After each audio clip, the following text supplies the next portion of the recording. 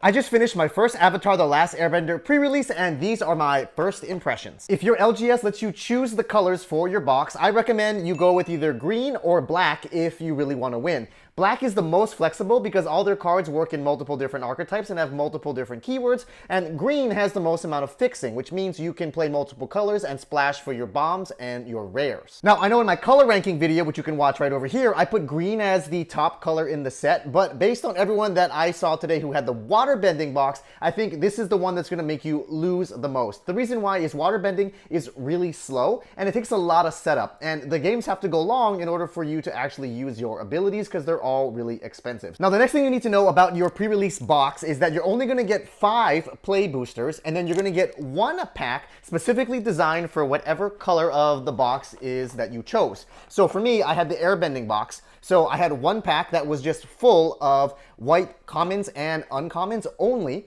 and then you get a promo color foil rare in your color. Now, it could be a multicolor card that includes white, for example, but you do get 1 guaranteed promo rare in that pack. So now let's talk about some cards that overperformed that were really surprising for me. The first one is this Bender's Water Skin. It is basically a mana rock for 3 mana, but the cool thing is that it untaps itself in every single untap phase, including your opponent's. So if you're playing a red or blue deck, this should be one of the top cards in it, because I've noticed that there's a lot of turns where you can tap this on your own turn to use it to cast a creature or use an ability, and then it'll untap on your opponent's turn, which gives you mana up to either crack your clues or to play your counter spells or to play your red or blue removal spells. This next common also really impressed me, which was the Beetle-Headed Merchants. This doesn't seem like it's very good, but it's a 5 mana, 5/4, but if you're in black, you're going to have a ton of sacrificed fodder. And if you have clue tokens, this saves you 2 mana from having to pop those clues. Next, I want to point out a really devastating combo, which is the Corrupt Court Official, which is basically the Virus Beetle card that ETBs makes your opponent discard.